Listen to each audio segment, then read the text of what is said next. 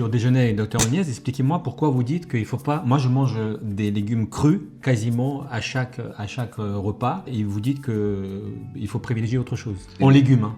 J'ai rien contre les légumes crus, mais c'est vrai que c'est mieux de varier, que ce soit aussi des fois des légumes cuits et pas juste crus. D'accord. En général, je recommande. À la vapeur, hein. Voilà, à la J'ai le vapeur. vaporisateur qui est là. C'est ça, c'est encore mieux.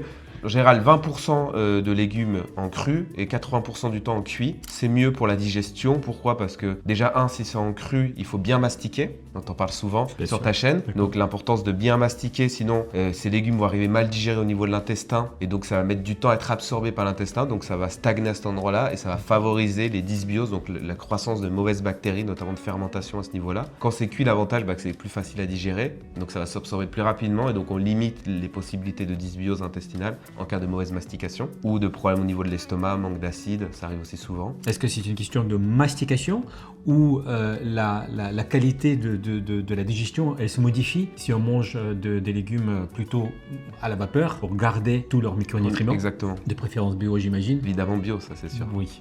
On peut garder une portion plus importante de légumes crus si on mastique bien. Si on mastique bien, c'est ça. Et puis si on n'a pas de troubles digestifs. Si on a des troubles digestifs, parfois c'est ça qui contribue aussi à maintenir des symptômes comme des gaz, des ballonnements, le ventre gonflé. Mais une fois qu'on est en équilibre, en eubiose, que le microbiote est en équilibre, il n'y a a priori pas de problème pour manger une proportion plus importante de légumes crus.